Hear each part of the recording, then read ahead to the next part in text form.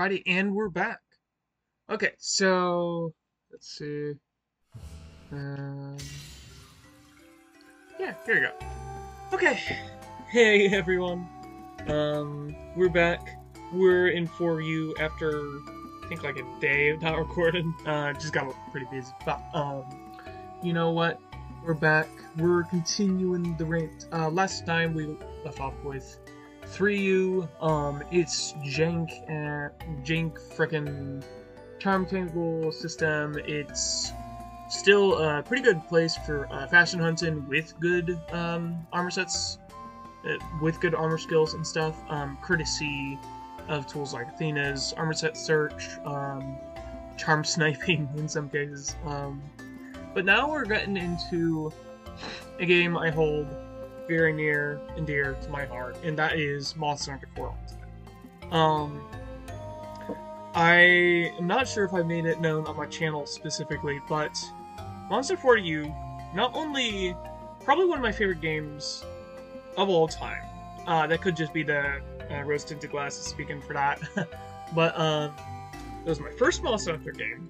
It's that Monster Hunter game I put easily the most hours into, and all in all, I think it is one of the most rewarding experiences I've had with gaming in general. If not because, not only because 4U in general is just fantastic game, fantastic Monster Hunter game, bridges the gap between what would come later on in the modern games, while also perfecting the portable formula found in games like Premium Unite, Portable Third, stuff like that. It also was, again, the start to my Monster Hunter journey. Without Monster Hunter 4U, I don't think I would have ever come across a... I don't think I would have ever come across the rest of the series, naturally. I mean, maybe besides World, but I mean, I'm very glad I started with this. And we're just gonna hop straight in. As you can see straight off the bat, not my current, because that's technically this one. This is just a casual playthrough. This is my Relic-only playthrough. This is the playthrough where it has over 1,000 hours in it. The saves between my 3DS version and this Uncle Nintendo version is a little bit different. Not too much, but this one I've put more hours into to do a little bit more mix sets, just to see it in HD, and also to do some online shenanigans now that the 3DS servers are officially 6 feet under. So this is my current playthrough, or my playthrough I put the most hours into overall, and I gotta say it's been worth every second. This game I've put hundreds of hours into in various aspects of it, just from completing most of the quests to finding a really good guild quest to go into, and just doing some relic hunting in general too. There's a lot to this game that you could literally just lose like hours and hours and hours, hundreds of hours, thousands of hours into, and you'd still come out like there's still a good chunk of the game that you're still missing out too.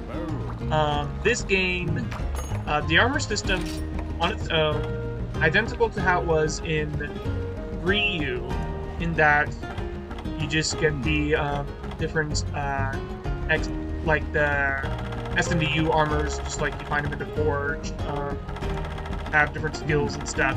This time it's mostly just subspecies, like it was in Premium Unite, or in not Premium Unite, no, that was 3 Ultimate, with the U and the Z being the subspecies exclusively. And then there was more decorations. This game, I think, before Sunbreak comes along, is probably the guiltiest of demanding a lot out of the decorations, and out of some of the higher level decorations. Let's see if I can find a good one. Yeah. This is the first one. I think this is one of the first ones where, like, super rare drops, like, like the couple percent drops, like the large wyvern gems, plates, gems, I'm not sure if they need mantles in any of the high level ones for 4U specifically, but yeah, this one, some of them are pretty manageable overall, but then you had like the catalyst one, you have this one that's large wyvern gem as well. Let's see. I think, yeah, Carver needs a North Dragon gem from the Dundorma. Let's see, Fate needs golden eggs, which you can only find through very specific quests, and Fate jewels, silver eggs, and bird wyvern gems. Kind of funny that they need the rarest drops for decoration for skill that boosts your chance of getting rare items and stuff. Let's see. Yeah, again, some of these are pretty reasonable in terms of just being able to get them without too much trouble. But some of them are just like the feeling of like the requirements for the decorations in this game, I feel, is higher than some of the other games, at least. Lost Medulla, Rathian Ruby, Rathalos Ruby, straight up. Malblos Heart for this too. It's the same thing, but like still. Then you have like yeah, some of these are pretty reasonable, but some of them are also just like they're a little much. Yeah, this one needs. I almost forgot about that. The Frenzy Resistant Jewels need Zenith Wyvern Gems, which you can only get from Apex monsters in G rank. Oh my gosh! I mean, to be fair, I think if you're gonna invest any time into finding a specific class of monster, I think in this game it's gonna be Apex monsters, not only because of stuff like the guild quests with Apex monsters giving you like really good rewards and everything, but also because of the new system to this game. This is probably the first game that introduced, besides Portable Threat, but that one was just a flat attack increase with some armor spheres that you could apply to every weapon. That wasn't too much bigger than the norm. But this is where it really gets into like having your own different customizable weapons that you can forge as well. Because with this stuff, you can increase the attack, increase the defense, and also give you Divine Blessing, and just literally gives you life steal. So for some different weapons, like you're obviously going to go with like attack up for most great swords if you're just looking to squeeze that much more damage. For stuff like Charge Blade, on defense, if you have a defense bonus on something like the Patient Dalamadur, that already has plus 40. This gives you a plus 60 or a plus 100 just off the bat. You had Lifesteal is really good for stuff like Charge Blade because meteor attacks give you back more health if it procs. So for Charge Blade specifically, I think Life is one of the best honing skills you can go for. This is G rank exclusive. This is post Gakamazios for the most part, unless if you count event quests, because this stuff requires Zenith Wyvern Gems, which you can only get, again, you can only get from the Apex monsters, or you can trade them with the Melder in Cathar Village for large Wyvern Gems, which are like the higher tier of that. And yeah, like the large Wyvern, Zenith Wyvern Gems, those are for like the rarity 10, honing for this stuff like this. It doesn't give you much more of a boost in anything in particular, but it just allows you to honing for like the top level of equipment. But yeah, so overall, just from this menu alone, just on a very surface level, Monster Hunter 4U is pretty competent. Armor system, pretty competent. Weapon system, not a whole lot changed since 3U, besides weapon honing and then some of the more expensive decorations. And also some of the event quests too, but that was just kind of the thing in general too. Like, this game is where they started going like really ham into like the different quest rewards you could get out of event quests. G was that, but like even higher level too. But 4U is another step up from 3U, which is another step up from Freedom Unite. Just like the generations. They've had event quests with event rewards since day one, but it's been a steady increase of like actual like unique rewards compared to like how many event quests a game would get. So 4U had some good ones. 4U had some really cool ones actually. Now that I mention it, because they had contests where you could submit like user like actual like weapon designs that you could make yourself and submit into the contest. Clockwork was one of these that won. Another one that's really good is the not fluid, but is the Emperor's Speech, which is literally the best hunting horn in the series. Fight me. I will go ahead and take that claim to the grave. Emperor's Speech, literally the best hunting horn. You cannot change my mind. Let's see. Oh yeah, and then there's just a Taiko hunting horn too, which with its own like unique notes and stuff too, which is nice. Let's see. Oh yeah, you get the Shaka Scarecrows. I believe these were season 2, I believe. Yeah, they were. Let's see. What are some other Star Knight Sword? Oh yeah. I don't think this was. Yes, this was a USJ crossover. The Star Knight Sword and the Star Knight, maybe not sword, but the armor specifically, the Star Knight armor is like one of the best full set options you can go with in 4U, period. Like, it gives you, let's see, yeah, it gives you handicraft, it gives you spirit, edge lore, which is a combination skill. This is something that 4U also went ham into. There have been some previous games that have gone with like the combo skills before, like Freedom Unite was really good for that, and 4U had some as well. 4U kind of just kept the bar going for that. What edgelore is, I think it's new to this game, is, no, it was, this might have been in Freedom Unite, but they brought it back for 4U in any case. It's Razor Sharp and Mind's Eye, so you really can't go wrong if you can get this on a like master set. It's like really good. And then you have potential for sharpness +1. You have potential for challenger +2. You have potential to make this into a really good insect glaive set with the mounting, which I believe increases. It increases the.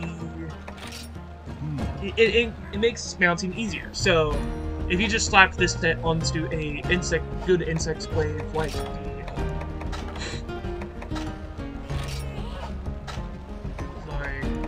I don't have it on me, but the Crimson Fatalis glaive I think is good. Let's see, what are some of the good ones in this game? The Silver Wrath, Golden Rathian is good for fire damage. This one's really good for sharpness and ice damage as well. I believe this one isn't too bad too, because it gives you blast. Yeah, it just gives you just blast straight out of the gate, or either that or I'm not sure. Yeah, Star Knight. Star Knight event armor is really good. There's so much more I can get into about the specific like event armor for each game as well, because before you had like a lot of collaborations with different franchises and different creators and stuff, and this was probably second only to Generations Ultimate in terms of how meaty and reward-rich the event quests are. Because you could just get a lot of good stuff out of the event quest, and they weren't tied to like a rotation or anything, so you could just download these like straight off the bat. I believe you might still be. I don't think you can still download them anymore, but there are ways to get them if you haven't downloaded them already through various means. But yeah, no. This was probably the best reward-rich event quest system that we have. And before we get into more of the armor sets, we have to go to Harth. Because this, as you might know, this game has different villages you can go to. This is probably one of the first games where you could go to just more than one village. This was, I think, the only other game where you could go to more than one like actual hub village and stuff, because you could unlock spoilers. You could unlock Cathar village in DOS. That was the only other game that allowed you to do multiple villages, I believe, until 4U, where it was literally baked into the story that you were going around to do Val Habar, which would take you to Harth, which would take you to Cheeko Sands, which would take you to Cathar, which eventually you would find your way to Dundorma back again. This is a freaking DOS, the DOS city. The online mode got shoved into a village in 4 Ultimate. I think that's kind of cool. I like how they have callbacks to 2nd gen specifically with stuff like this. Like you have the Thorn and Stone, Cheeko Sands. You have just straight up Dundorma City, gutted from how it was compared to DOS's online mode, but still a good time for that. And then, yeah, no. But yeah, so Harth specifically. Once you got to this point in the story, and it's fairly early on, so you can explore with this system like from a very early point in the game, you have one of the most expansive rabbit holes you can get into in any monster game ever, and that is called Relic. Relic equipment. Oh my gosh, this deserves its own video. And I do have a playthrough that I have been working on for a little bit. I've been off and on it, where it's a Relic only run, and it's actually going pretty well so far. But let me actually explain. So, Relic, they are things you can get. Their Relic equipment is something you can line up in 2 ways.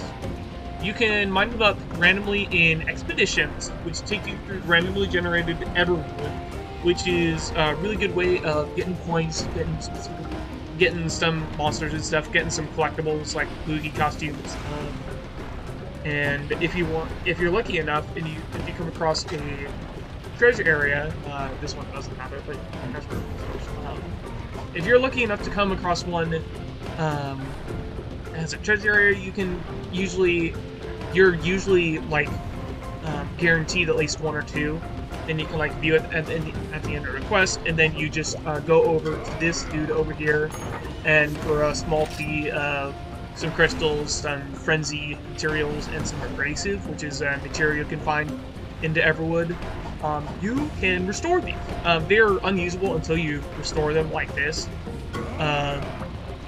And another thing too is that some of these are a little bit on the less expensive side, but then once you get to like rarity 10 and like some of the really like up there in terms of stats and stuff, you have to use like Zenith Wyvern Gems, the ultimate abrasive. I think one of these, I'm not sure if I have one in my inventory right now. There are some that need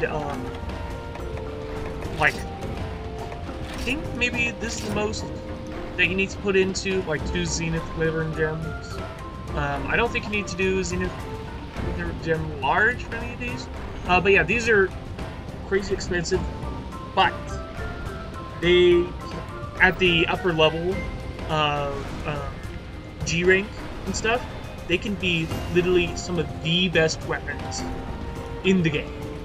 And thankfully, the ceiling of the all the forge weapons you can actually control and stuff, and the ceiling of the relic weapons is not too different. Like, some weapons, like the relic weapons, are just going to be better. Other weapons, like the greatsword, they're just going to be like a definitive, like, use this, and it's literally the best. You can't go wrong with it.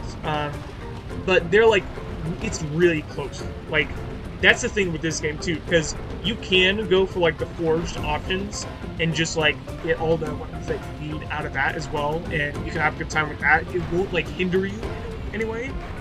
But if you really want to min-max and really like get into like the ceiling of the relic weapons, then it can be a very high ceiling. It can be a very rewarding ceiling if you're looking for a specific weapon for a specific matchup, like a really good water charge blade that isn't just the Seadeus, the Seadeus charge blade. This one isn't a good example because I don't have it upgraded all the way, but you get my point. So yeah, the thing with relic weapons, there are some ways you can like control how you get a specific weapon and a specific weapon type, like how rare it is or like what weapon level it's going to be. But the stats are randomly generated. Randomly generated meaning they have a list of attack values that you can get, a list of elemental values you can get, affinity, defense, sharpness, lots, all that stuff. All of that is randomized for each weapon, depending on where you get it. Like, if you get, like, a really high expedition level, you get, like, say, like, blue rarity, or a red, or even, like, a G-rank rarity weapon from that, and it will be determined by, like, the equipment bias. That's the main one you're looking out for expeditions, is you're going the greatsword and longsword. And you could, in this expedition, if you find a relic weapon or armor, it could be a greatsword or a longsword. And if it is armor, it's going to be a waste armor piece from the freedom table of possible armors. So that's another thing too. It's randomly generated, but you can control the bias in some sense through the expeditions, and also, more importantly, through the guild card. Guild quests. Guild quests, something you can pick up from the expeditions as a reward. Like, depending on what monsters you hunt, and depending on how many of them you hunt, or if like rare expedition or something, or if you for a feline reporter, feline skill, you can get these guild quests. And let me go ahead and head over to a hub to show off the guild quests. What these are is they allow you to they allow you to go into a specific layout of the Everwood. Like, it doesn't change. Like, a guild quest with this guild quest has a specific layout of the Everwood, but this one has a different one, but they won't change at all. Like, no matter how much you level this up, it won't change at all. So it can be like, you can like plan out your routes and stuff. Guild quests, get them ahead of myself.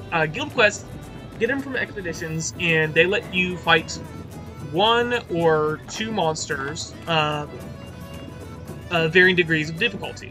So, like something like a level like 100 or 90s or something. I think that's like the lower echelon of G rank guild quests. You can get some as early as just like level 1, which is like lowest low rank guild quests, and then I think it's like after like 30 or 40 it's high rank guild quests. I don't have the numbers on me right now, I'm just going off of memory, so I could be wrong, but it goes up all the way to level 140.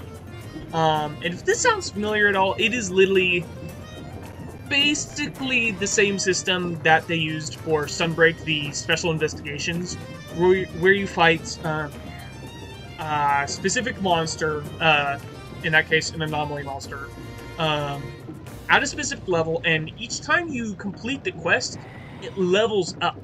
So that's the same with 4U as well. The guild quests level up each time you complete them. I believe you can get like 3 levels per quest clear, I think. So sometimes if you start out at like a really low, as many as 3, I think, but I could be wrong.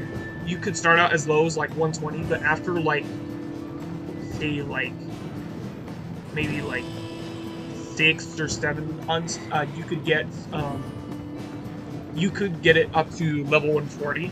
I will say though, the difficulty does go up with the level, but that also, with 4U specifically, and I guess same case with Sunbreak, the level 140 quests are literally the most difficult in the game for those specific monsters. Like, level 140 version of Teostra is the strongest, the highest health, defense. It has new attacks as of like level 121, I think it is where they, or 121 or 126, I think it is, where they just have new attacks.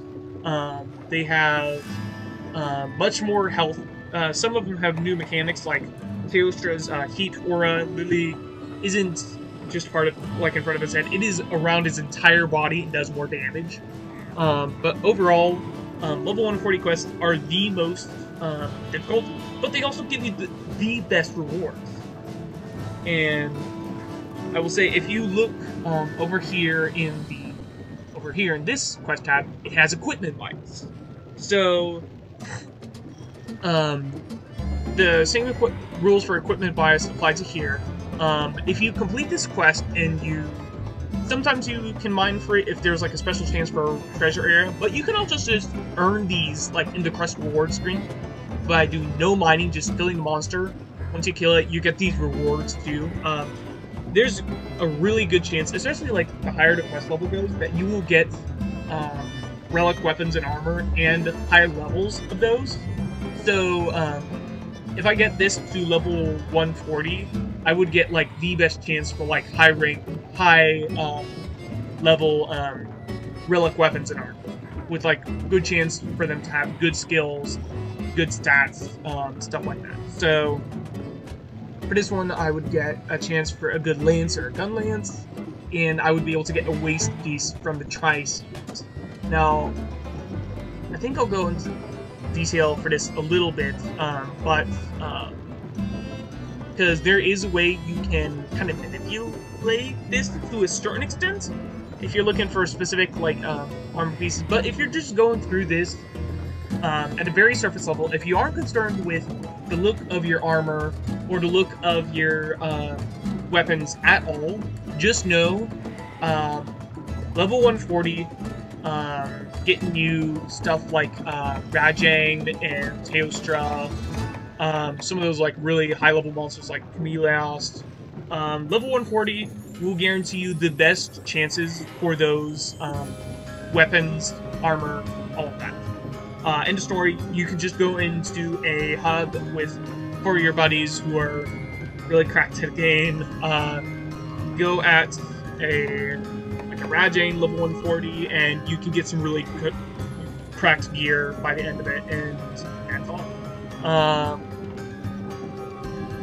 So the thing with this is, you see that equipment bias right there? I really want you guys to pay attention to this, because it mentions chest piece, yes, but it mentions original series E.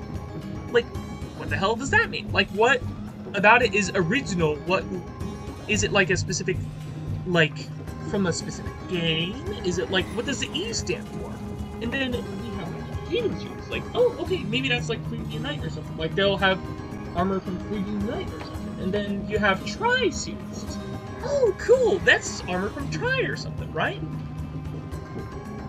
you have no idea how crazy this rabbit hole is about to get. So what I'm going to go ahead and show you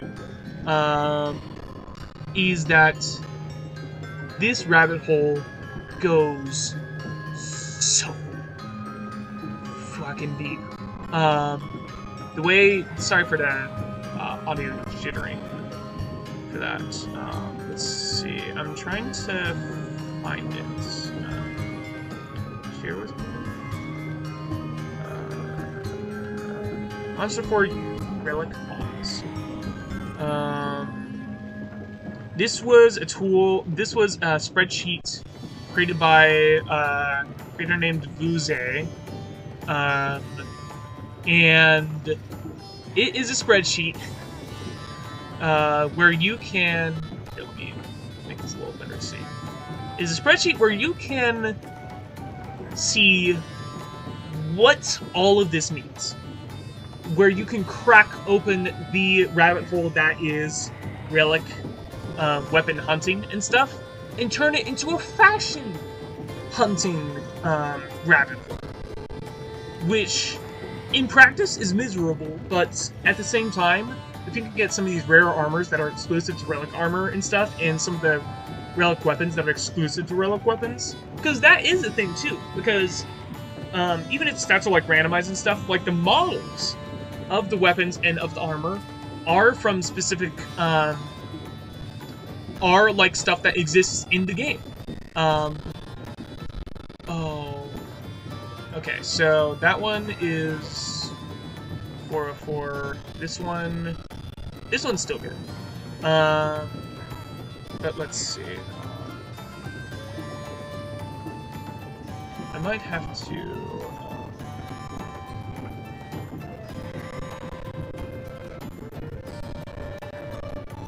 Okay, I'm gonna have to. Oh boy. Okay, let's just pause that for a sec, because the ads on this. I love the Monster Fan Wiki, but I do not love fandom as a site, just because of all the ads and stuff that eats up so much screen space and stuff. It's awful. Okay, so let's see. So with you can get specific great swords in the game. Some of them, I mean, and you can tell that they're relic weapons and stuff because they have different coloration and stuff. That's what separates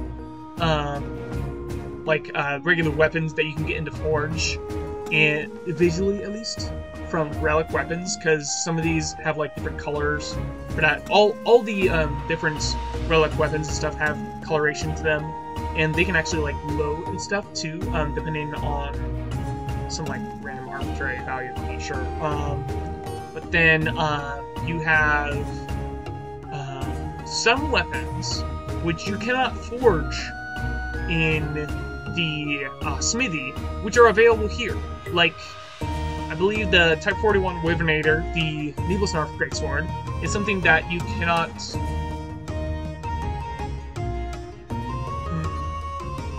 Let me fact check that.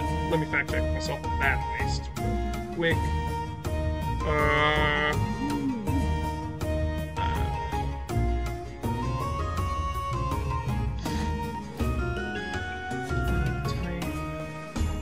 Okay, nope, it is something exclusive. Nebulsnarf is exclusive to relic weapons, and so is the Dragon Seal, which is the Lao Shanlun Greatsword.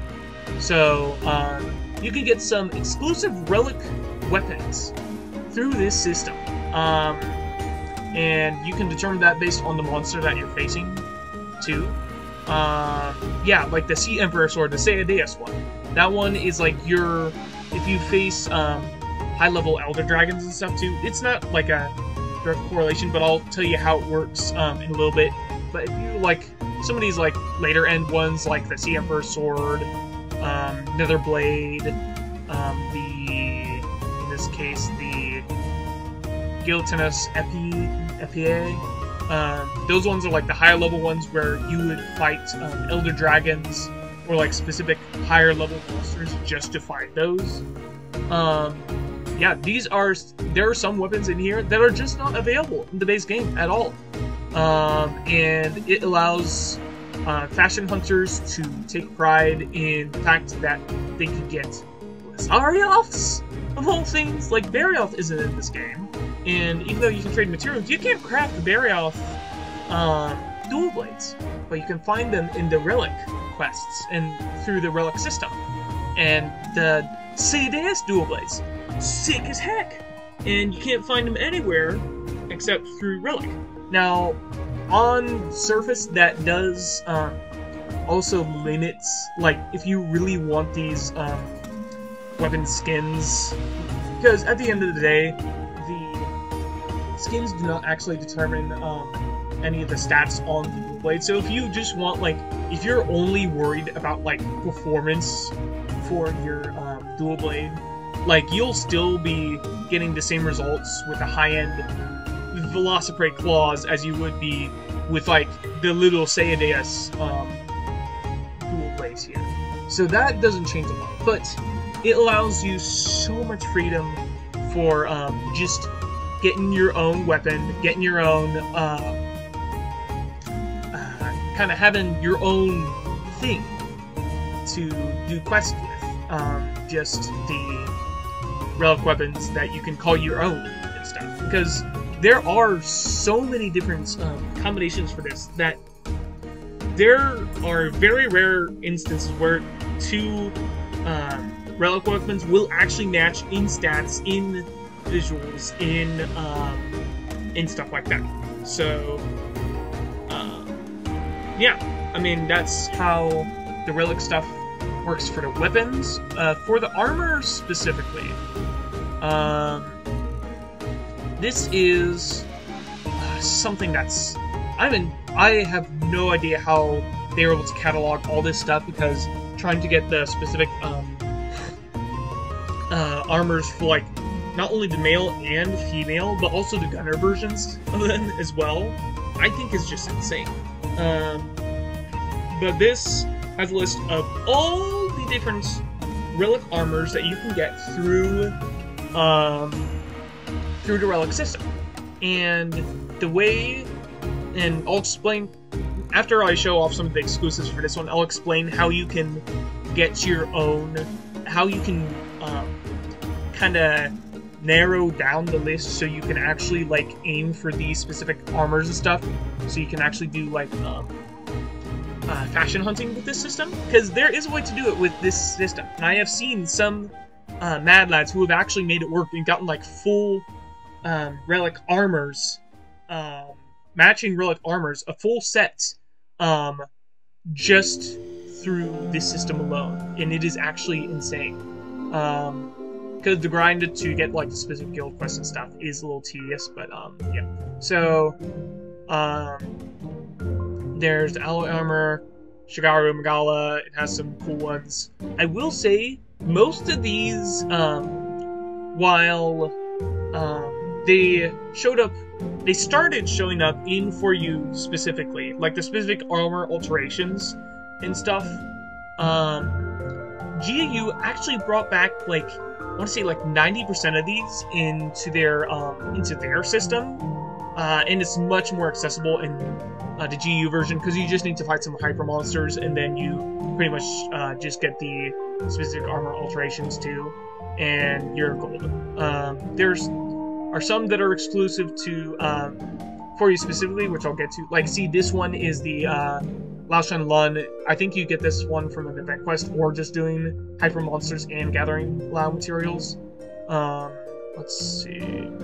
I think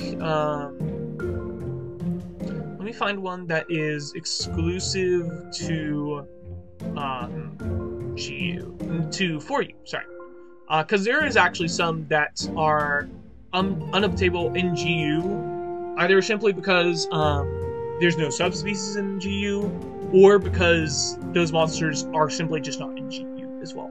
Because this system has some exclusives that are really interesting. I believe one or two of these Fatalis armors are actually exclusive to 4U as well.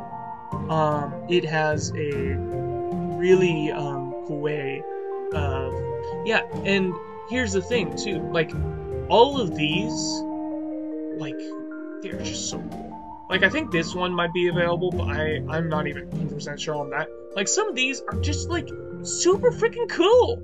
Like they're so different to like what you get in the base game that if you want to go out of your way just to get like just to get some of these pieces of armor, like some of the wings on these and everything, like that's freaking cool. Yeah, and then Latron, no different.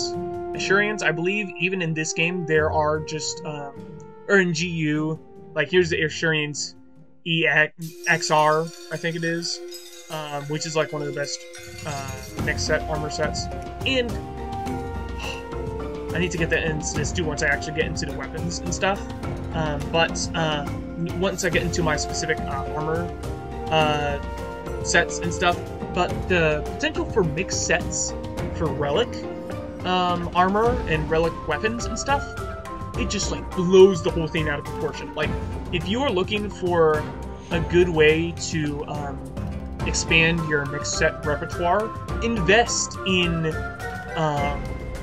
Relic armor and Relic weapons, because I guarantee you your whole world will open up. If you're looking for mixed Relic set only, or if you're looking just to bolster your general set that you have from your forged equipment in general, there is some like chest pieces and stuff that you can get that will literally just be better than any other option that you can get just forging and stuff. Let's see, so yeah, this one is the Giganox Relic armor is interesting because it takes the first version is just from 3U. It is just the 3U G rank Giganox armor. But the second version is entirely unique to 4U. Like you have this eye patch, you have kind of like the Templar gear, like crosses and stuff. You have waistcoat. You have this for the gunner. You literally just have a wizard. You have like the quiver on the back. It's like a magic archer sort of thing. It's like, it's crazy. 27 more minutes. Yeah, there's a couple more I can go through as well. Like Daran Maram, some of the Relic equipment in here too is literally just exclusive to 4U because Daran Maram does not get an appearance or mention in GU. Let's see. This one I think is in GU as well. Chips Ross, same with Cathar. Same with Hornet, I believe, as well. The Hornetar, the bug armor. There's some cool.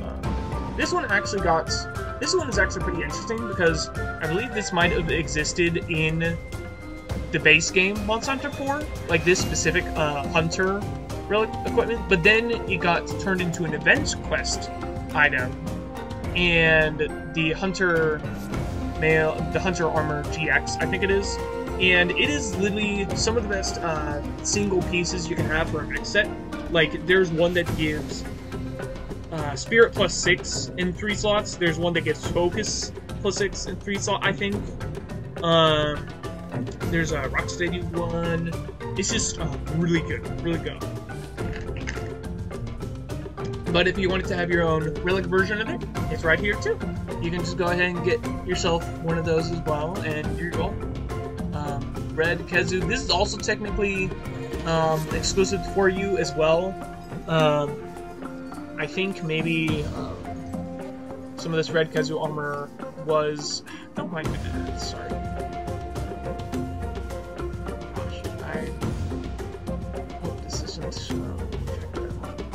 monetization. What do you mean talk about it anymore? Anyways, because Red Kezu is not present in GU, this also technically GU exclusive. This regular Kezu one I think is good. Urushi Kirin, there's none of that in GU as well, so even though there's a regular Kirin equivalent for most of this armor, it's exclusive to 4U. Let's see. Kushala, some of this, maybe, like, on the first versions might be exclusive, but the other ones are just brought over to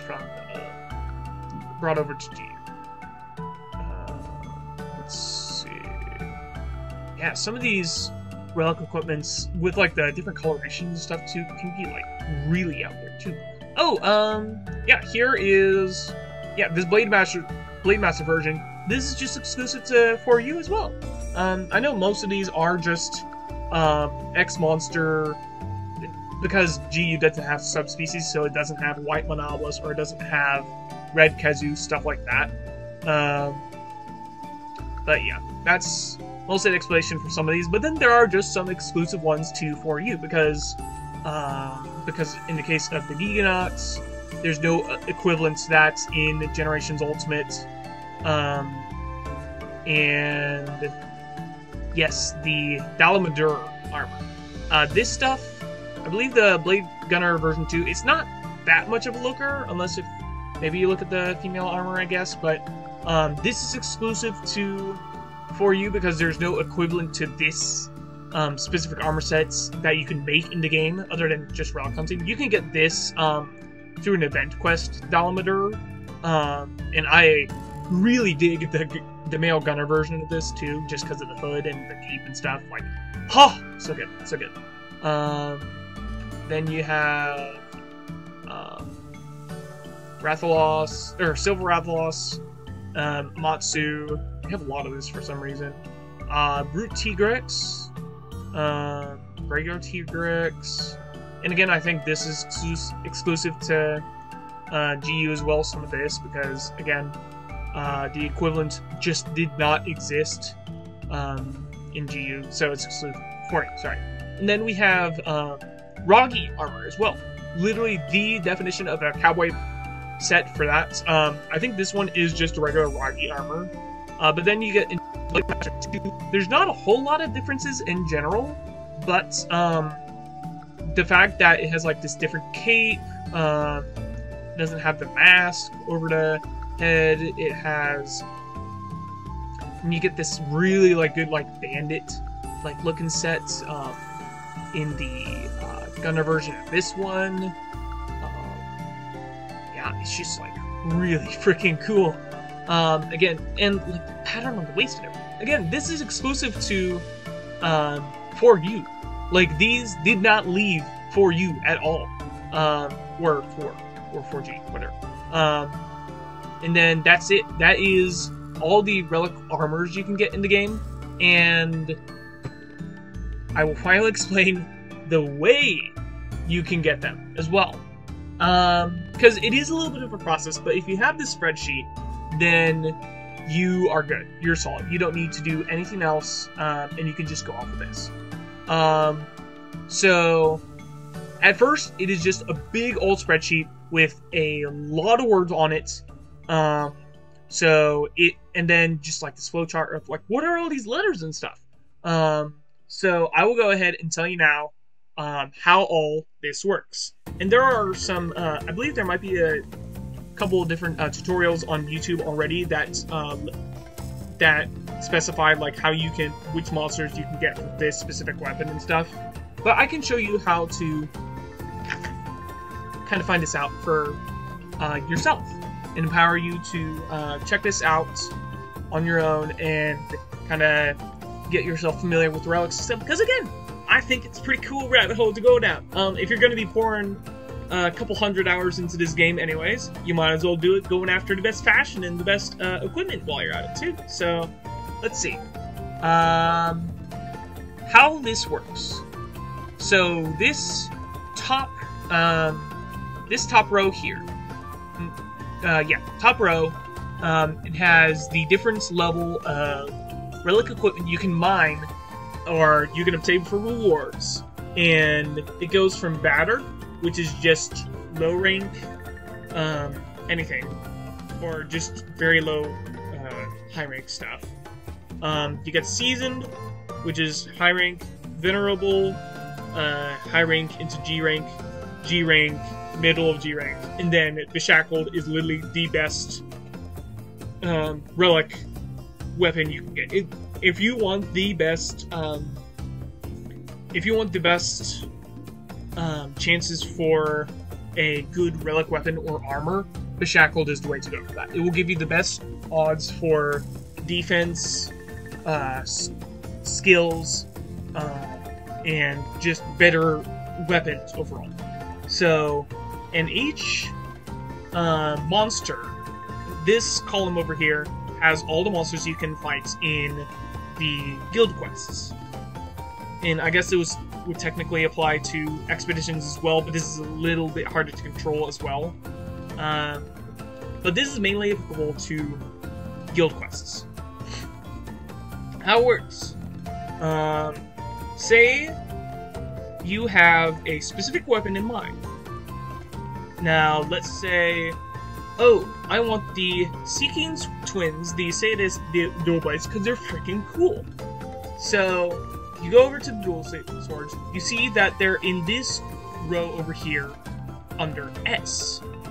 The Seekings are under the S category. So, what you can do is, you can look for where the S is in here. You can find one for Teostra, you can find one for Shigaru Magala, you can find one for Chameleos. And that means that if you find a beshackled equipment from fighting a Chameleos, from fighting a Teostra, or fighting a Shigaru Magala, and it's not even just you have to defeat it. If you find a treasure area, or if you just get lucky and find a beshackled equipment in any of these quests, then you can just, you don't even have to complete the quest, you can even fail it, and you would still get these rewards. If you find a beshackled equipment on any quest with Chameleos, Shigaru Magala, or Teostra, and the equipment bias is, say, like dual blades, and sword shield and dual blades, then you have a really good shot, and then you are guaranteed either Golden Falchion or the Sea King's Twins. Usually, I think it's 50-50. If you have equipment bias where it's SNS and dual swords, then it will be 50-50 whether or not you get the SNS reward or the dual swords reward. So that's how would you get specific weapons. And the armor is a little bit more finicky, because there's a couple more factors into the whole thing. There's more armor to draw off of, but I'll go ahead and kind of condense them down for you. So what we have here, we have the three groups that we found earlier: Original, Freedom, and Try. There is, I believe, some overlap between all of these, and there are some armors in here that, okay, they weren't in Generation 1, or, okay, they weren't in Freebie Night, like, Gore armor was not present in the original series. Well,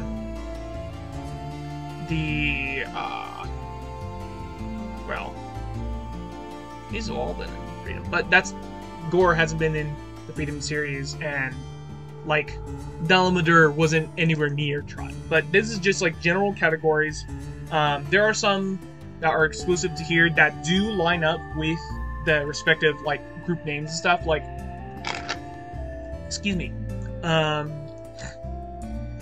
again, Ludroth is only available in the Try series. Freedom only has the, I believe the Hornets one is exclusive to Freedom as well. The original, the Mono Devil, the White Monoblos, and the Monoblos gear is exclusive to the original series armor group. So what you would go through is you have a specific guild quest, and you see that the equipment bias is in here. It has the group series, the letter, and then what armor piece it will be. Like, if it's, like, what type of armor piece it will be. If it'll be waist, chest, head, arms, legs. It can be either a gunner or a blade master. You can get equipment for both, so relic armor equipment for gunners is still a thing. But what you have here, so if you want to, say, get a full set of This is where it kind of gets tricky if you want to get a full Relic set.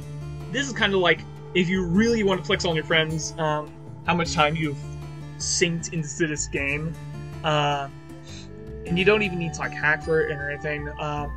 You can go and you can look for, say, the Roggy equipment. Now the Roggy is available at this letter level L, and it's across all the different letter names like A, B, C, D, E, F. Some of the rows are a little different because, like in G, for example, if you get Relic equipment in that category, you can, if it's at A, it's going to be the Shigaru. If it's B, it could be Shigaru or it could be Kirin. If it's even at like E, it's only Kirin. So you need to pay attention. So for some of these rows that you're looking for, if there are multiple of each, then you would have to look at the specific letter in here to see what you would get. So for this one specifically, for Teostra, if I were to get the Shackled from this quest, the Tri-Series D. So this is one I'm looking for. And if I get the Beshackled from Teostra, which is S, then I would go Tri-Series D, and I would go down until I go to S. In that, and I can see right here that I would get a Delamadur armor piece from the S series. And if I were to go like even as low as H, it would be the same thing because some of them like repeat. But let's see. Yeah, Teostra's a little bit bad example. But if you're looking for specific armor like in one of these multiple slots, one of these multiple letter levels like M or Tri, then you could get anywhere from a Tigrix to a Red Kezu to even Kirin armor if you get specific Relic equipment at that point. So, all in all, if you are looking to diversify your faction hunting in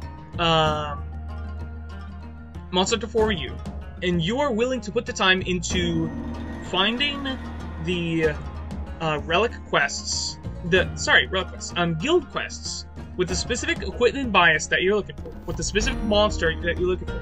And you can also do local communication and actually trade guild quests between people.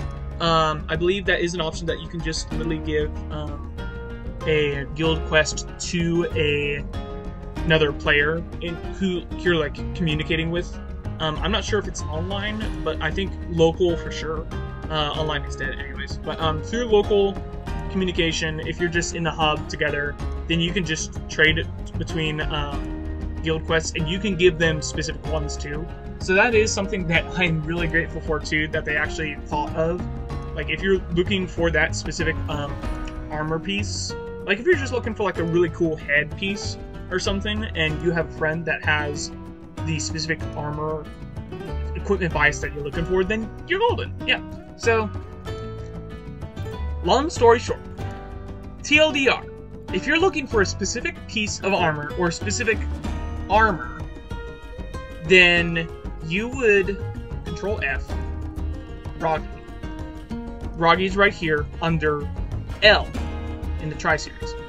So, you would find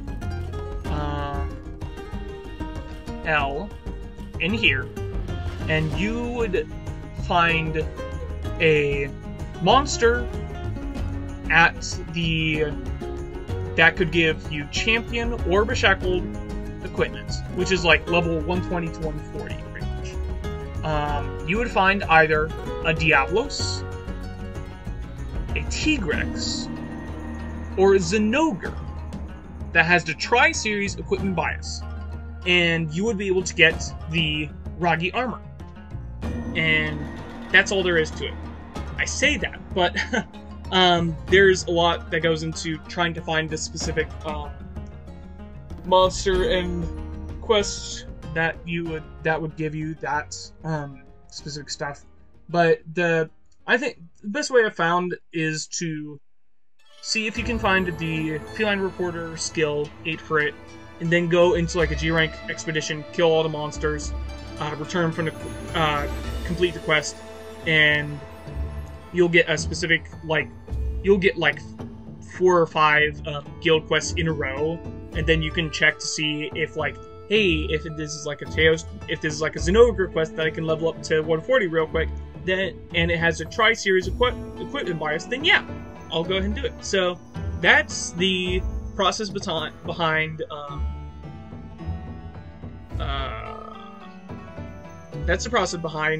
trying to really min-max fashion hunting. Like, this doesn't affect the stats at all. Like, if you're looking for this specific armor, you're not worried about stats, because you can just hit up any you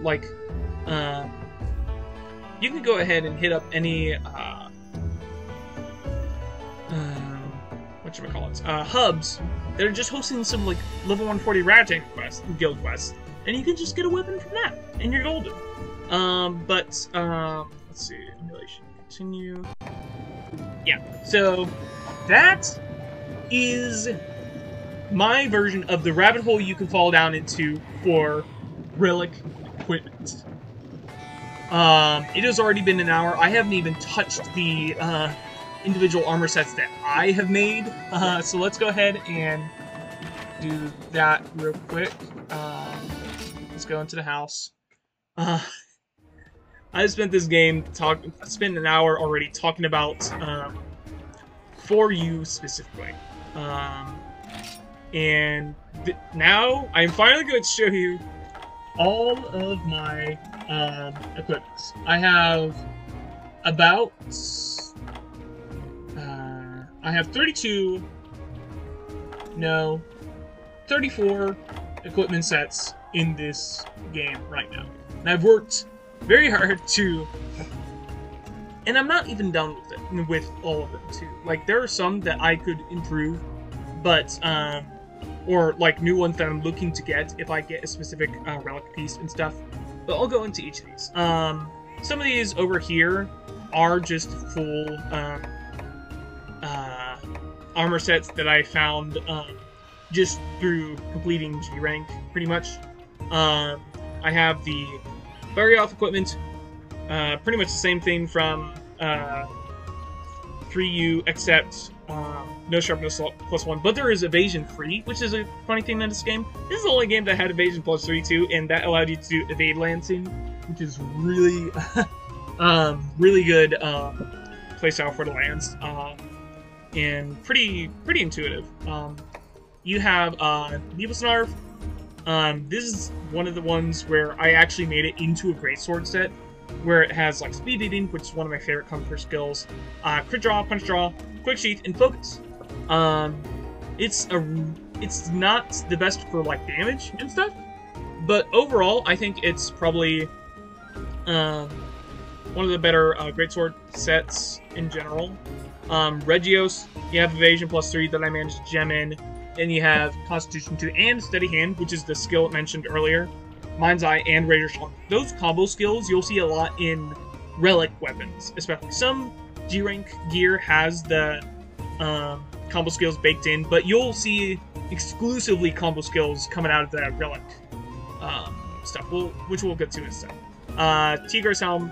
This one I just kind of made because it had Auto Scavenger, an Auto Tracker on it, and this was one of my first sets that I did a lot of expeditions with, because you can do attack up XL, crit eye 2, and you're pretty much good to go with that auto tracker, because you could see all the monsters as they come in and everything, so you don't have to waste like 5 minutes trying to run around, see where they loaded in or whatever, or use up all your Psycho Serums. Auto tracker is really good for expeditions, by the way. You have Ardian, you have the Ardian Mail, which I ended up equipping the Legend of Zelda crossover Sword and Shield 2, because this one has Awaken and Sharpness +1. This one has just like a lot of like good utility skills almost, including Sharpness +1 and Evasion, which I managed to gem in for the most part. But yeah, good stuff for that. Saltus, this is my go-to. This was my go-to Gunlance set for a while. It still kind of is to some extent. I have tried making, I don't think I have it handy, but I did try and make another Gunland set that kind of matched this. Didn't really work out too well. This one just gives you a really good combination of stuff. Artillery God, if you gem it in, which is like the highest level of artillery, boosts your Gunlance damage, Gunlance shell damage, and also impact files for Charge Blade. Guard Boost, Heartbreaker, load up, more shells for your buck. Pretty good stuff, especially with the Guard Boost. Hawk, this is just the Carabinier armor. I think it's kind of cool. I don't use it for anything except for like ration and stuff, just to have it, I guess. Ace, similar thing. Decent skills, but it's the Ace Hunter or Ace Commander. Ace Commander, yeah. Where it's just like a bunch of these. Fleet Feet, I believe, is Evade Extender, which makes your rolls go further, and also Peak Performance, which is you get more damage at full health. So let's see. We have Kaiser. We have the Teostra armor, which is just some good skills. Awakened, Mind's Eye, Sharpness +1, pretty solid. And Bio Researcher, so that means that you can't get Blast Blighted. So that's really good against like Rakadios especially, and Teostra to some extent as well. Empress. This is my new set that I made, that I kind of tweaked, especially for expeditions too, because this one has good levels of Critical Eye, Auto Tracker. You can just gem in. It has Guard +1. You can gem in Capture Guru, and you can do Explosive Trapper, which that one is exclusive to this skill, and then Arena Events. Arena Quest Roar, where if you do a specific amount of quests, in a specific time, I forget what the requirements is, but Mechanic, you can just get this for a headpiece too, but this works pretty well for just a whole set. This one is Trapmaster, speeds up all your combination, or speeds up all your trap setting, bomb setting, and ups the guarantees that if you craft a trap, it's gonna 100% be good. And it does the same thing for bombs. It gives you the Bombardier skill, which is more bomb damage on top of bomb combinations are guaranteed to succeed. So this one's really good for expeditions, for really long hauls, and it has the lifesteal Charge Blade that I mentioned earlier, which is good for long expeditions against like tough monsters. So I would say this is probably my go-to for that. For finding like guild quests or just getting a bunch of points for that. This is the Helios set, one of my favorites overall. Don't mind the color scheme of the armor pigments that I did. But this is one of my favorite looking sets in 4U, and one of those functional.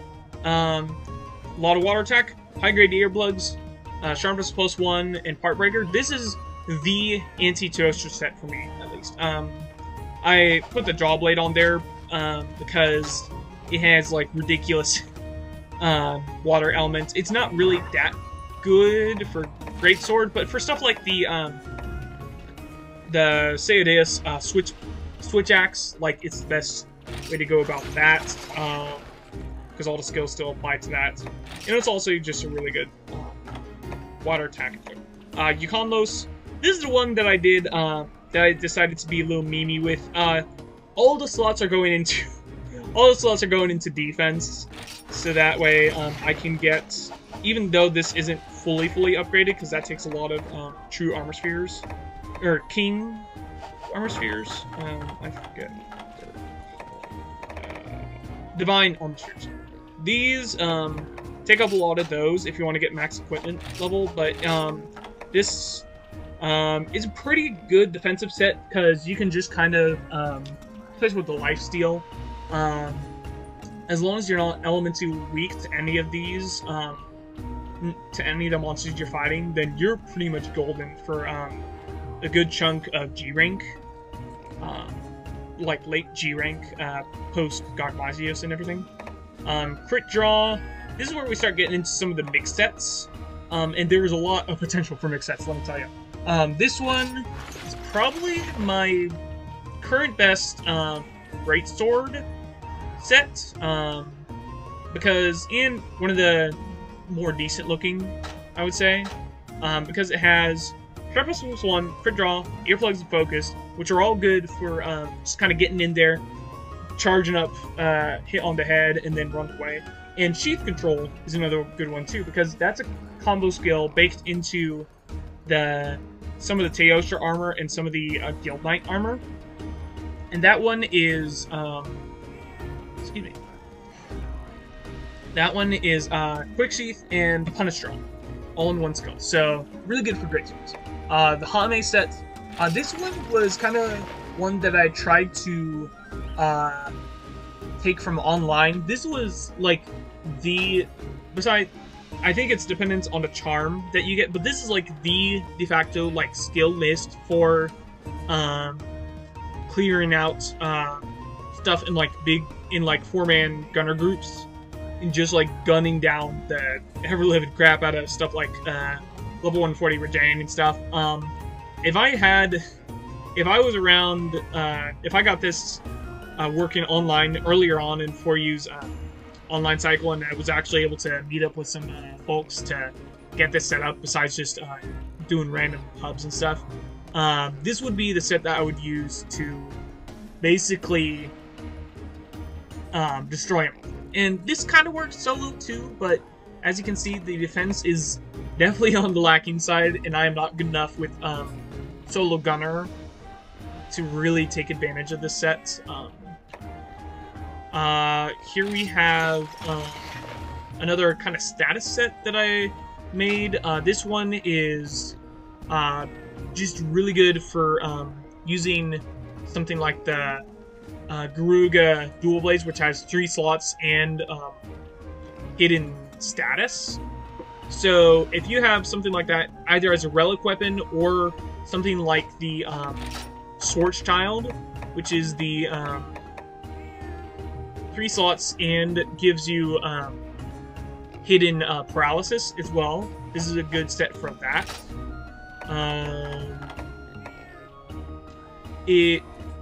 Well, focus would still apply to.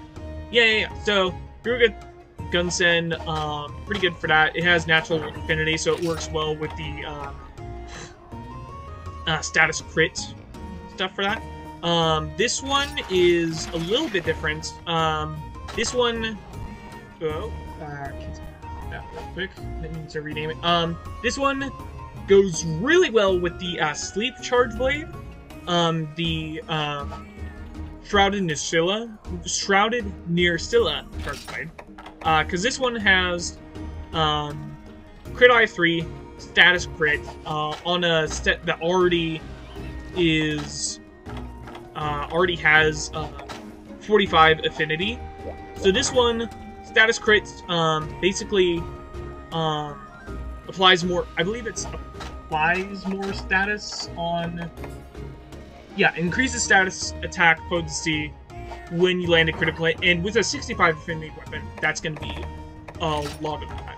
So then you have that, you have the combo skill from 3U, which is Rock Steady, which is a combination of a couple different things and its own unique thing too. Let me go ahead and read it off the wiki that I have on my phone real quick, because I do not trust my memory with this information. Unshakable. Okay, so that's it says lessens your reaction when attacked. So that means if a attack were to knock you back, like, let's see a good example. So, like, an attack that would, like, send you, like, flying across the map, like, splatter into a wall or something, would only send you back a little bit. And, like, that would keep going. Like, if an attack were to, like, knock you on your feet normally, then it would just like stun you for a bit and then you're good. So it does that, but it also comes in baked with earplugs and wind resistance low, I think, is the other stuff with this. And it has explosive damage, so it is like the best general fleet bombing set that I have, and it's worked pretty well in general. It doesn't have a lot of defense, but with guard points on Charge Blade, that can be mitigated a little bit.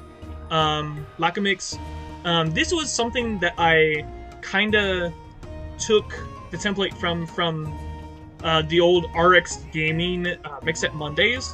He had a whole series dedicated to just going through, taking suggestions from the commenters and just people who would submit armor sets like this in 4U and Generations, I think, as well.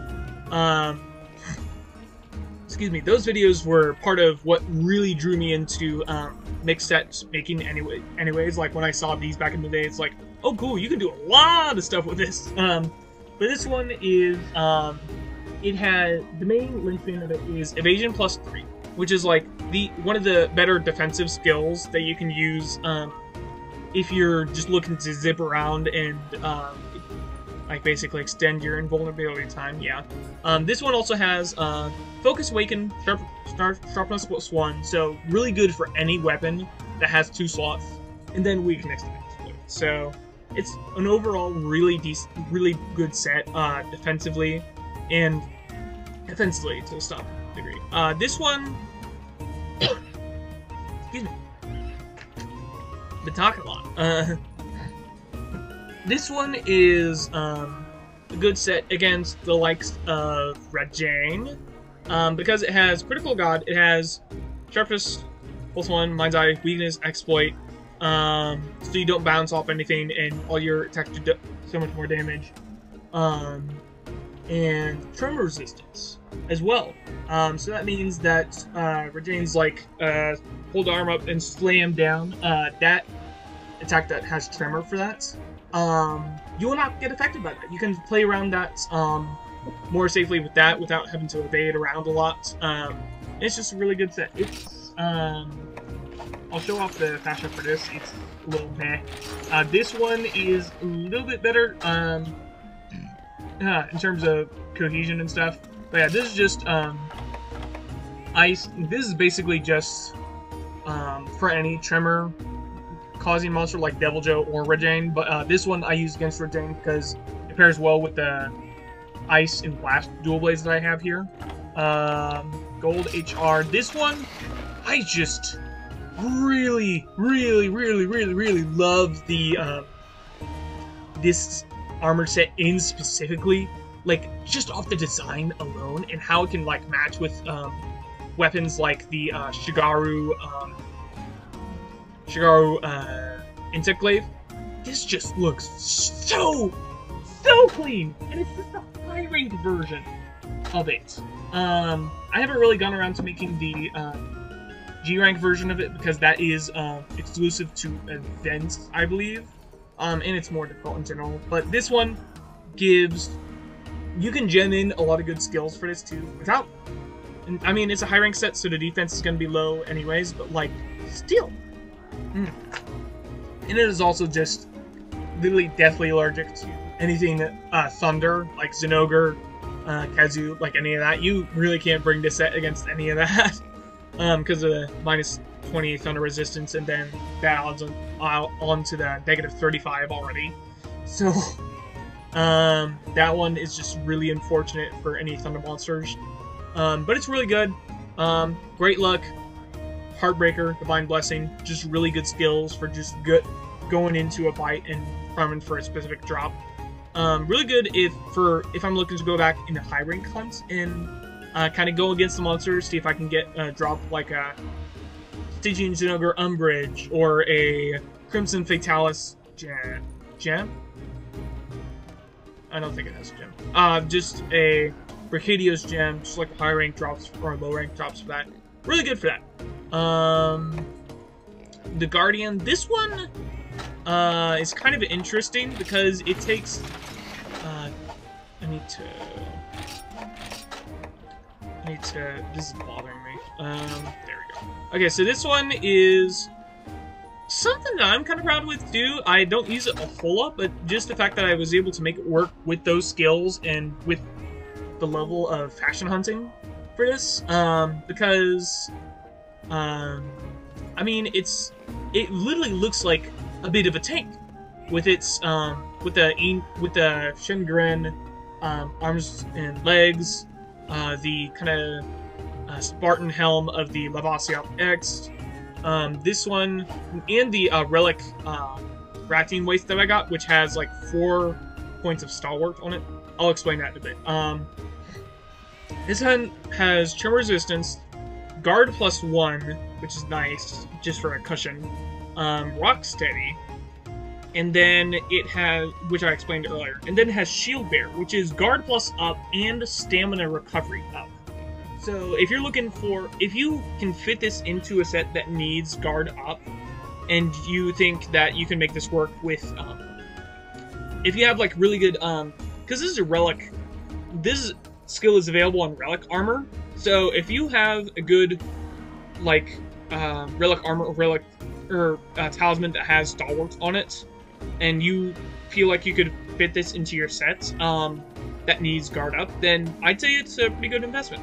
And it also, I'm really proud with how it looks. I don't care. With all these different, like, from different pieces of different armors and everything, I'm just glad it turned out as well as it did, honestly. Okay, and then we have, one of my more recent sets that I made. A little bit on the fashion side, but this is the,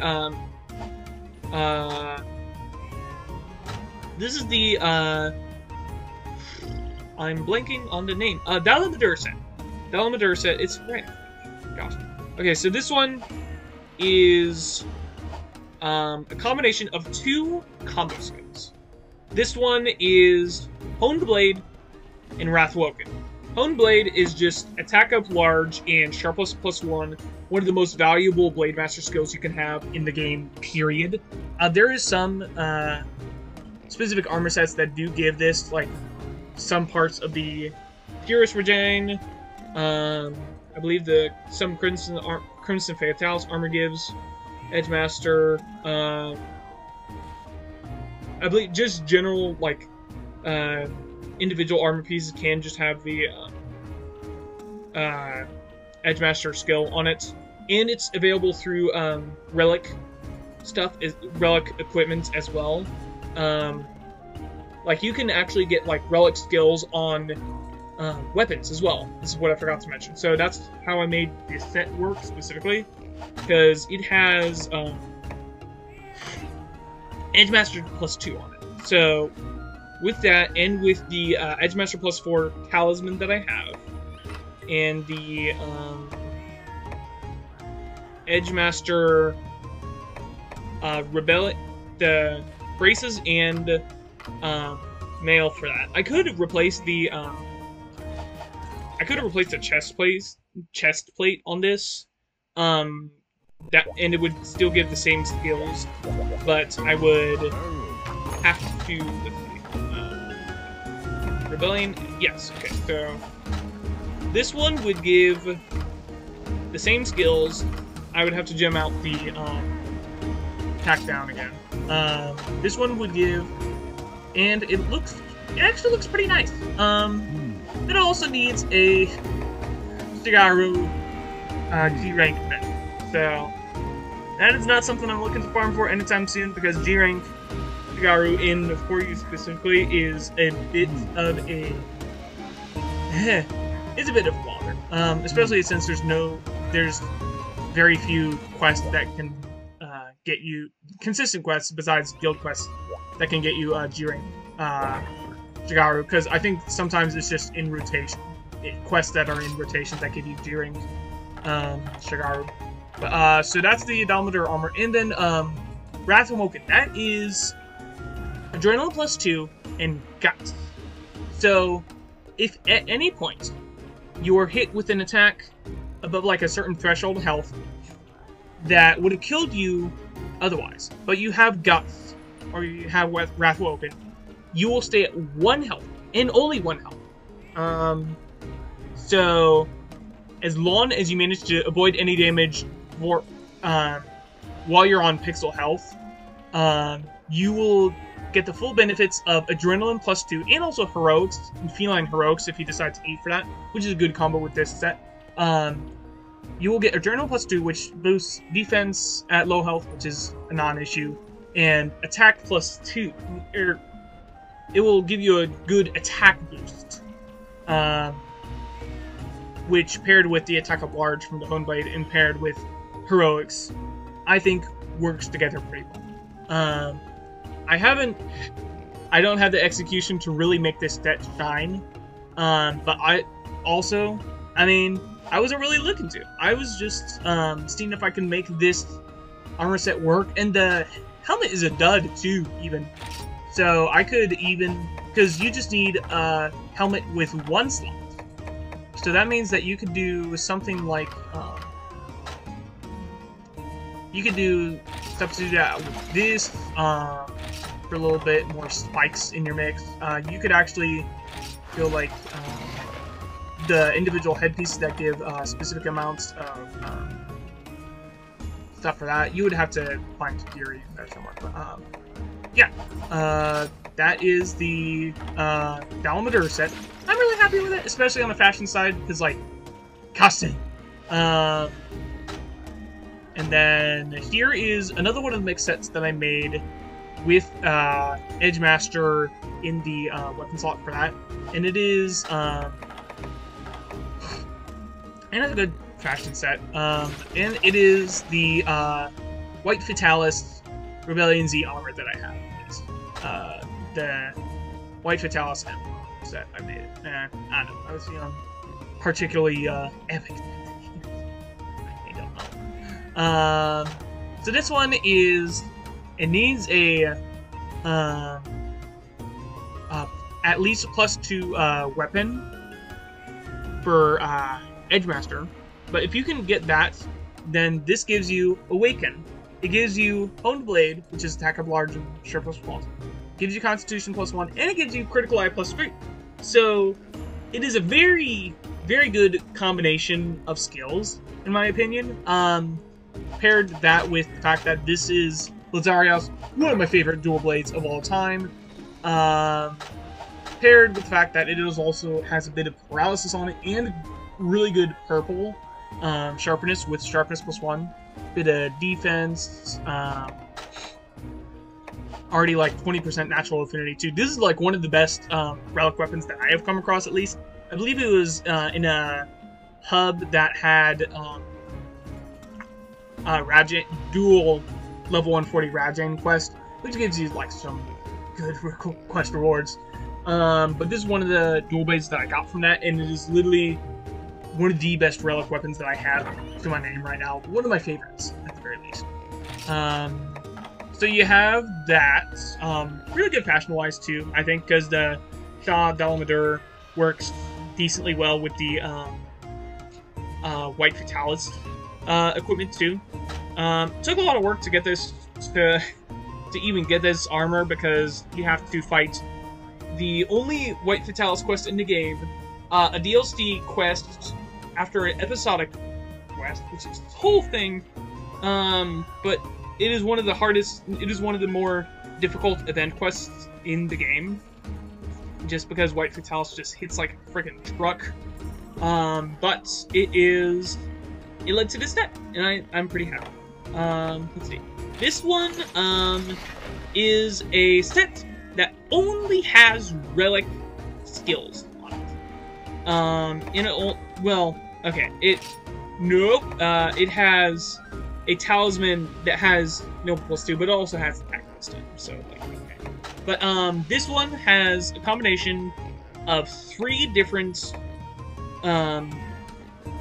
combo relic skills. They're not the most optimal by any means, but, this one has Edgelord, again, Razor Sharp, and Mind's Eye. This one, attack +10, sure. Amplified, this is, item prolonger up in elements attack up, which on its own is not really too good. I just this was just something that was available to me and fit with the fashion, at least. And because of the gore, braces, and rebellion coil.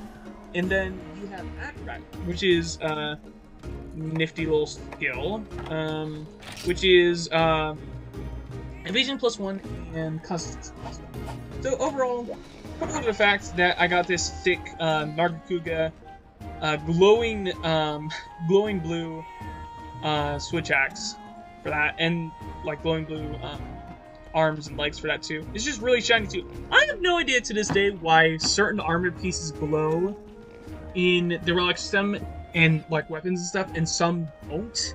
I think it's really just some arbitrary value that is just like another part of the random stats that are generated, like whether or not it glows and how much it glows, and if the armor piece is gonna glow. It's like, it's crazy. It's crazy. And then that's the Relic stat. This is the Evade Land stat I have. It is a clown suit and a half. It is very much work in progress, but it has bare minimum skills to make a good or decent G rank Evade Lands set. So with this, with Evasion +3, the back hop for the lands, right? It's more of a repositioning tool, if anything. Not really too much in the way of evasion, but if you slap Evasion 3 onto a lance, you are basically maybe like a couple frames, maybe like 1 or 2 frames where you're vulnerable, but you are basically invulnerable for the entirety of the back. If you have Evasion +3, which is why they only limited to this game and they did not bring this back in any capacity, maybe except for Sunbreak, but even then it's not nearly as strong as Evade Lancing in this game. I haven't tried it out too much myself. I really need to get a good set going for this one and a good lance before I can really like dip my toes into that. But this is like Evade Lancing. I wish I could show it off, but Evade Lancing is just such an interesting playstyle in this game. Okay, so then we have a lot of different similar sets. This one is the Edgemaster set for the longsword that I have, the Rustic Claymore, which I showed off in the Val Habar set. This one has a this section of my armor sets, of my mixed armor sets, are mostly just concerned with outputting as much damage as possible. This one is Challenger +2, which, if your monster is enraged, it will deal more damage, more affinity. Honed Blade, attack up large, sharpness +1. Weakness Exploit, which is, in this version, in this game, you deal more damage to the weak part, whereas some games you get like 50% affinity, or variable amounts of that. This is just increases the damage you get from weak points, and then it's earplugs. So this would be really good against like just some wyverns, like flying wyverns, like Rathalos, Rathian, Yangaruga is one that I use this set a lot on, because the base earplugs just let you do so much with like all the roaring that they do, especially Yangaruga. A good earplugs set is good if you're planning to take on Garuga. I did that mostly just for guild quest stuff, because if you level up a Garuga quest enough, you can actually get the Lazaryov dual blades if you get equipment bias right for that. So overall, this set I made for that intention. I forget where I got the Shigaru chest with 4 Edgemaster points into it. But it is one of the best Relic armors that I have, period. Just because it's not only 4 into Edgemaster, but it's also a chest piece. So if you wanted to combo Force Throw up with this to any capacity too, that's just a really easy way to go about that. Let's see. This one, Azure. This one, I had originally made with the intention of doing slotting in some frenzy skills into this, so that I could do the I could basically make this the best anti Apex set, because it has I was gonna pair it with the eye patch that gives frenzy resistance, but after going through the decorations to figure out they needed freaking Zenith Wyvern gems for a single slot, I just went ahead and ignored that, and I just made a set that basically, if you have any, because this gives all the same skills without the headpiece. So if you want to just rock the no helmet approach on this, then you could just do stuff like I did earlier with the Lot Supreme mask that gives 10 evade distance. You could do Acorn Helm that gives a free level of artillery. Calico Bro, this one is literally just a cat that is chilling on your head, which I think is one of the best armor pieces ever, and I'm so mad that they hardly bring it back for any other game. This one is just a feline chilling on your head. It gives you a free level of Adrenaline +1. You can put more slots into other things. You can literally just put 2 more slots and make this Adrenaline +2. Good for that. I think that's it for stuff that I... Oh, crafting is good. You can just make this a damage-oriented bomber set, or trap set. Yeah, this one I made for the purpose of flexibility with the headpiece, because there is actually really good, there's some really solid headgear options in this game that just give you like a specific skill outright. So this one, I just paired with the Velocipede helm because I thought it looked funny. So that's my Azure set. Elementary. This one, I'm kind of happy with the fashion, because like the Gore and the Hunter arms kind of mesh well together with the chest part of the Furious Rajang set for that. This one is basically, if I have a specific I don't really have dedicated element sets for each individual element. Like I don't have a fire attack build. I don't really have the only ice one I have is the Barry Elf one. But this one is just Challenger 2, Sharpest 1, Weakest Exploit, Elements Attack Up, and it only needs 1 weapon slot. So this one's really good for weapons that are just like really solid in terms of damage and elements, like the Silver Wrath Switch X I have here. This one I wanted to use against the really difficult quest of the Gothlazios, which basically gives it boosted health, defense, and all that jazz. To try and do it solo, I haven't had really good results with it yet, but I probably could if I put more time into it. Elementary. Charge Blade 1. This was my second attempt at making a kind of a good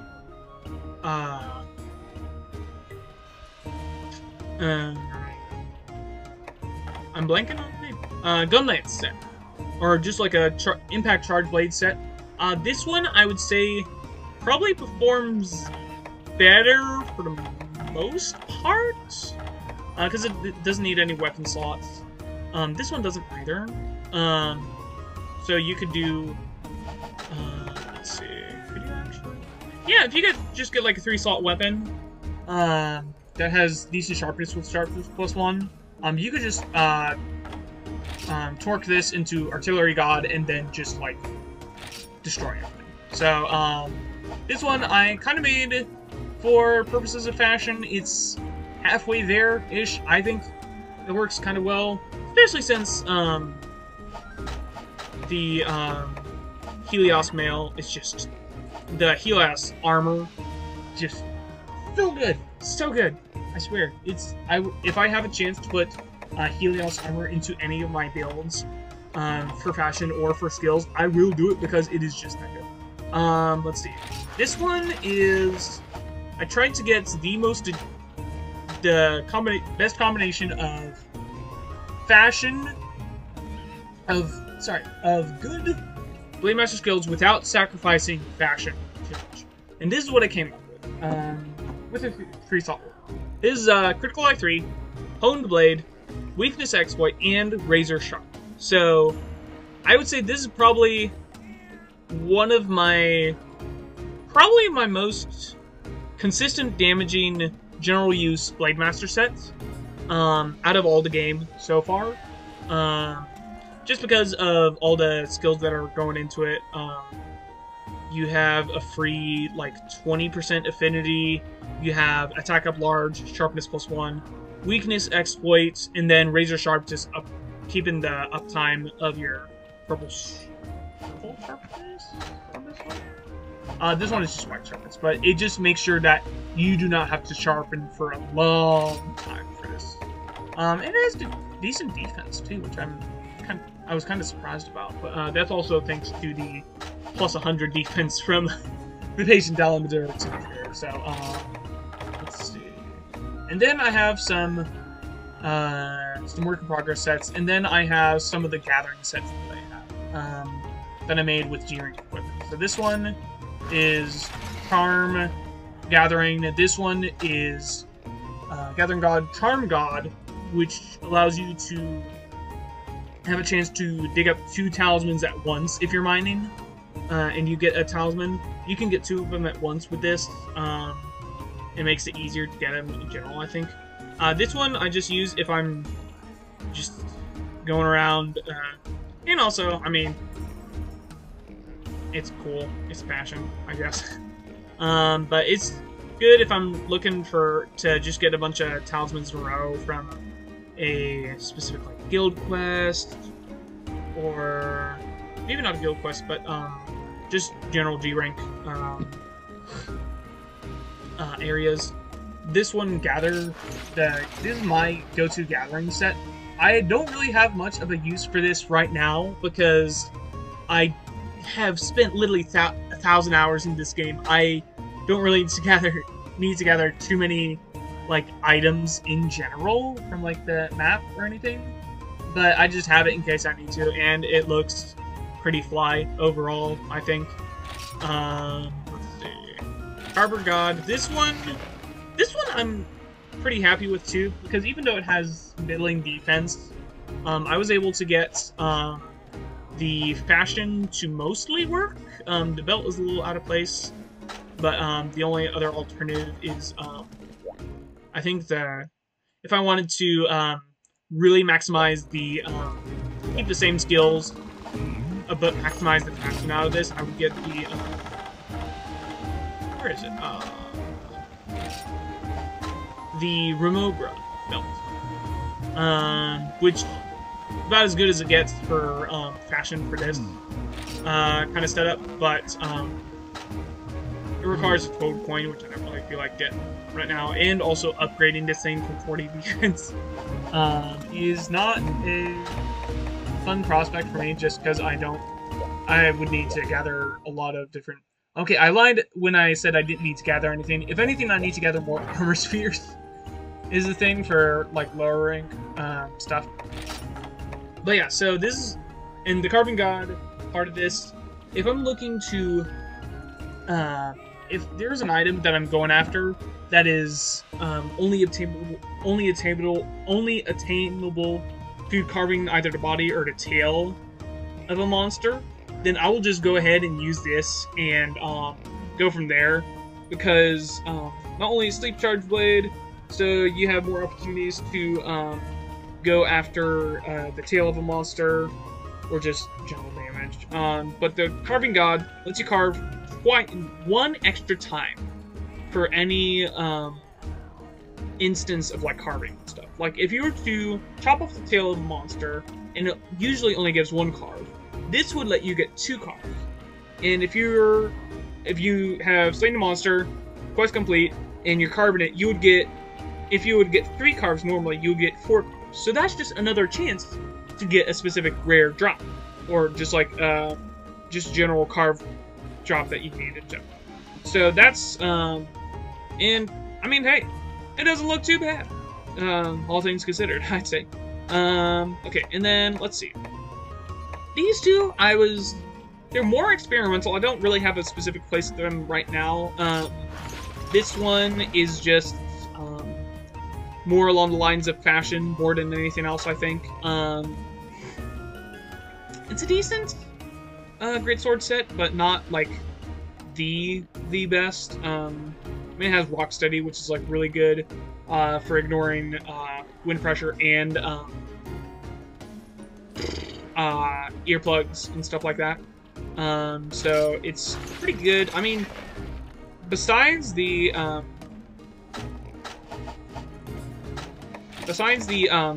legs on this, which I could even, because there's no way to get like relic armor torso up, unfortunately. But if I were to do something like, let's see, this doesn't even look good.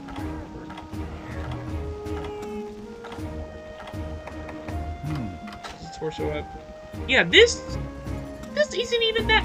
You know, I'm gonna do it now, because I think it matches better with the overall direction of the dog. Let's see. Yeah, no, that automatically, especially with like that matching with the helmet and everything. No, that just looks better. Oh my gosh. Okay, so then that's just.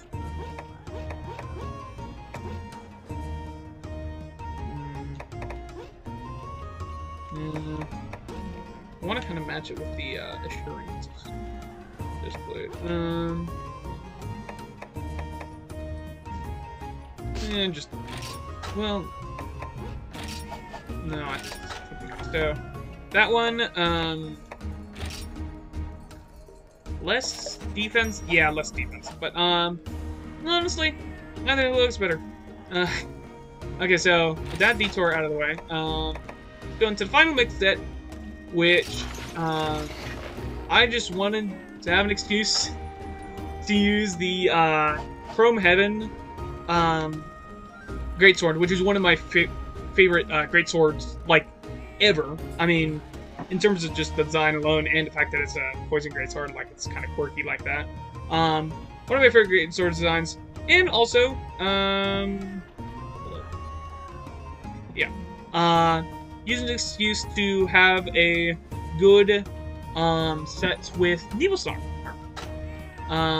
And this basically is speeding to very comfort skill still, I think. Hone Blade, attack of large, sharpness +1, punishing draw, and quick sheet. Unfortunately, I wasn't able to fit crit draw into this, otherwise it would just be my favorite greatsword set of all time, and I would go back to it constantly. But as it is now, I was mostly just prioritizing fashion for this, and I think it worked out pretty well. And I was able to use frickin' Chrome Greatsword on it too, and overall, pretty dope. Pretty dope. These were two of my more recent ones, just because I was messing around in Athena's armor set search and looking for good fashion sets to go with specific stuff. This one, I don't really have a good reason for using the black belt blade, other than just it has 2 slots and it matches the armor scheme. And then yeah, it's just this one is one that lets me use the Chrome sword, the Chrome Heaven, without too much progress. So, good God, that is all of Monster Hunter 4U in less than 2 hours, thankfully. Gosh, I could probably go into this game a little more too, because there's so much to this game in general that that I could get into. But like, this game is so good. You guys know why I love this game. It's just one of my first Monster Hunter games. There's so It is such a meaty Monster Hunter game. They came out for the freaking 3DS.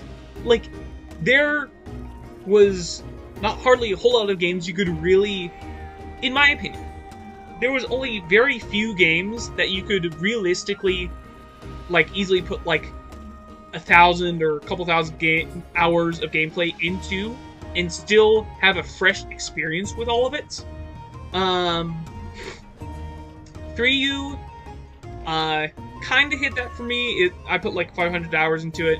Generations, on its own, I would say, especially because it's missing out on G rank and due to a couple other reasons, I would say less so than that. And I could see the arguments for some other games too, like if you wanted to do runs of like freaking Fire Emblem and do all sorts of different stuff with like the custom classes with that.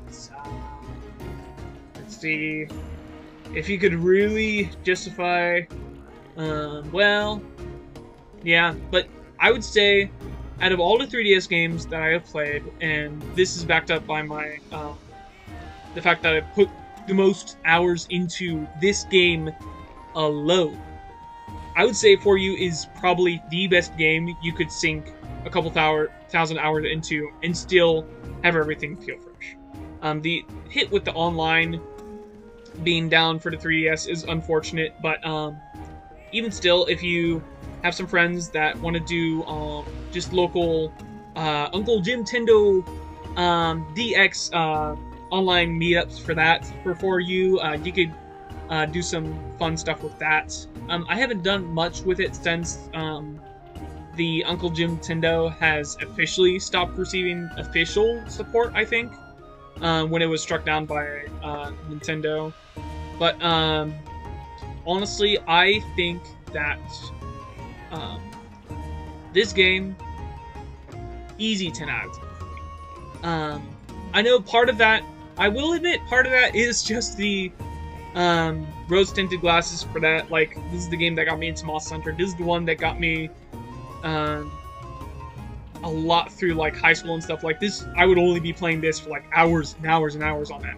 And it was a gateway into me expressing myself through Monster Hunter, me exploring the rest of the series and all of its different quirks and stuff, and it's gotten me to the point now where I am looking forward to Wilds, seeing what that has to offer with all of its new mechanics and stuff, and seeing how it will friggin' reference 4U again, because it keep coming back to this game too. That's the thing. The references to this game, to this day, have not left since Monster Hunter, since Monster Hunter 4, because Generations had a bunch of the original crew from 4U just in the game that you could accept quests from. World had the Ace Cadet in form of the Excitable A-Lister, which is confirmed to just be the Ace Cadet from 4U. Rise, I think Base Rise didn't have anything specifically relating back to 4U. I don't think, because that one was more focused on referencing a lot of stuff with Portable Third, specifically in terms of aesthetic and choices with like the specific, well, stuff like that. And then Sunbreak, come Sunbreak, all the 4U references. The Smithy is not confirmed to be the Little Miss Forge from 4U, but has dialogue that she takes heavy inspiration from that. You have the a bunch of the 4U armor that's just in Sunbreak. You have Gore Magala, which came back from Generations of 4U and is in Sunbreak. Let's see what else. And then Wilds.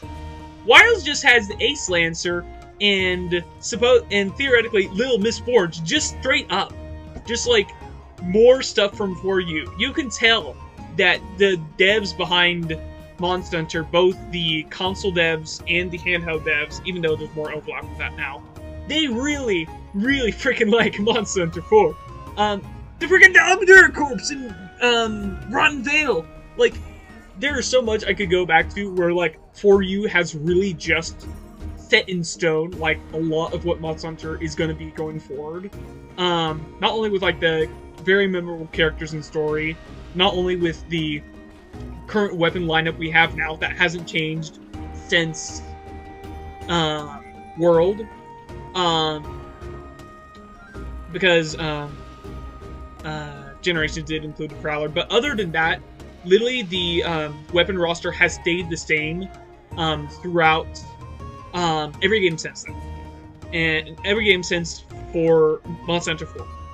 Monster Hunter 4 is just, and Monster Hunter 4 Ultimate, in my experience, is one of the most influential, not only one of the more influential games in the Monster Hunter series going forward, but is also, in its own right, one of the beefiest, one of the, I would say probably one of the more better balanced, but also one of the best Monster Hunter games, in my opinion. Just the level of dedication and craft that went into this 3DS only title just astounds me to this day.